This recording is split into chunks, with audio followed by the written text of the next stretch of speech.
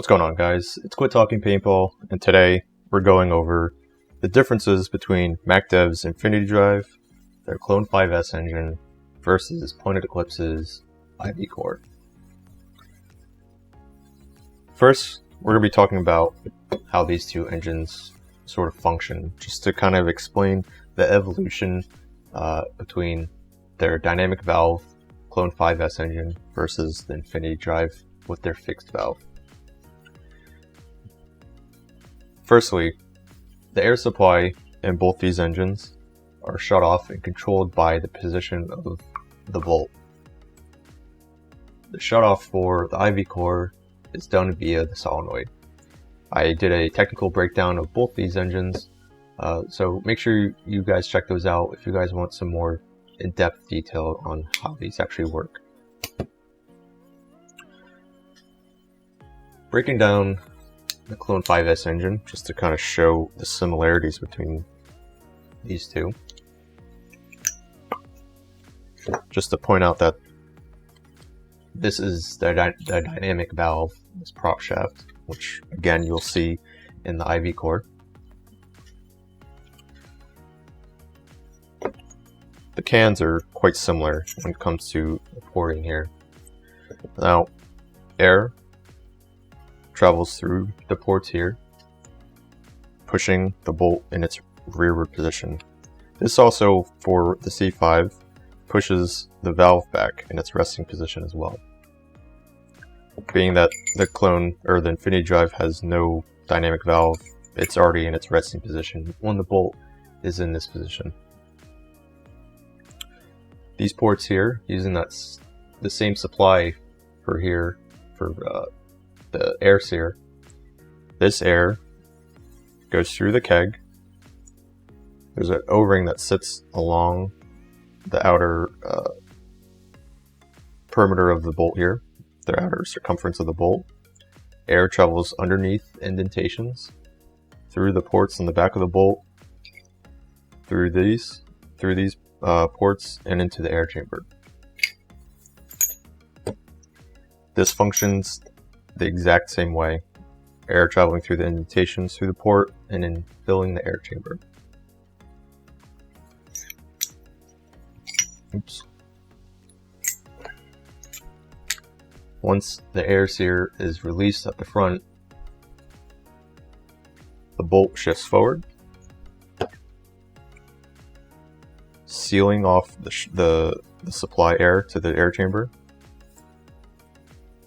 As the bolt passes this O-ring here, the air chamber air is able to flow over through the bolt and through the face of the bolt, propelling the ball forward.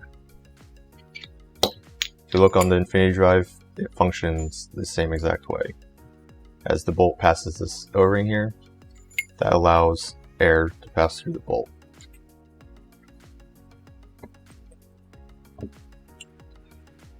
Bringing in the IV core. Again, the supply is controlled by the solenoid. Air, via the solenoid, pushes the bolt back, just like the Clone 5. That same air is also being supplied to the air chamber, which just enters about here, and this whole bit is the air chamber, including this space in here.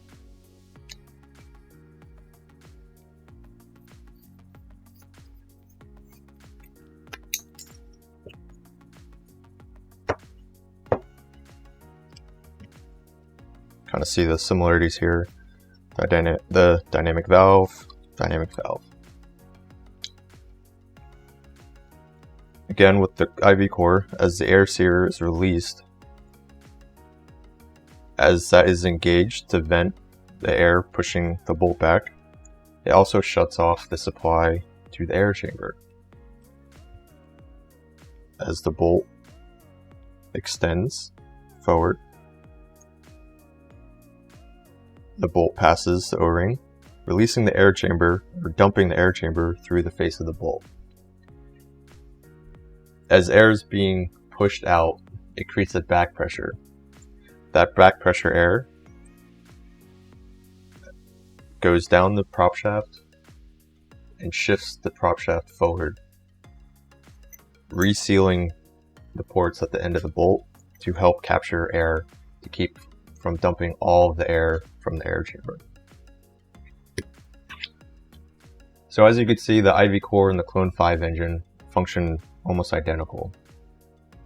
The major difference is really just how the supply refills the air chamber.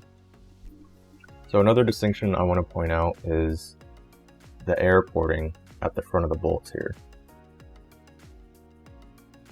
The air's here, the air being pushed back, pushing the bolt back, is also that same air that is being vented to allow the bolt to move freely forward.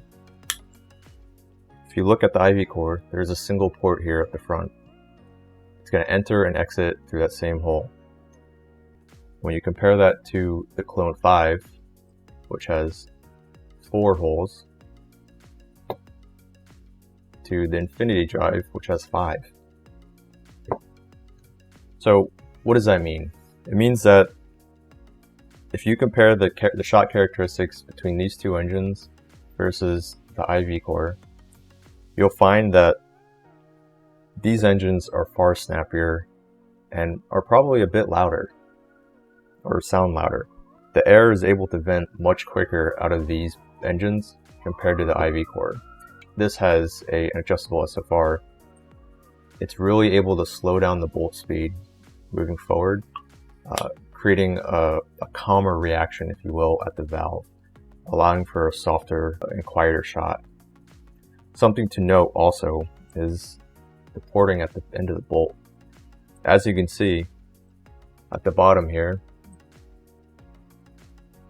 the porting is wider compared to the top, which is more narrow. As this bolt is passing over the valve O-ring,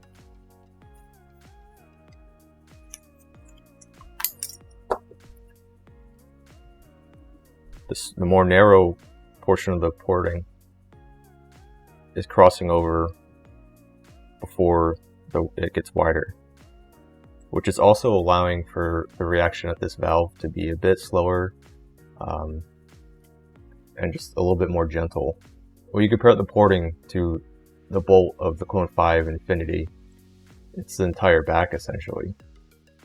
The reaction is happening immediately. All that air is dumping as soon as these ports are crossing over that O-ring. There's no gradation to the exit of air.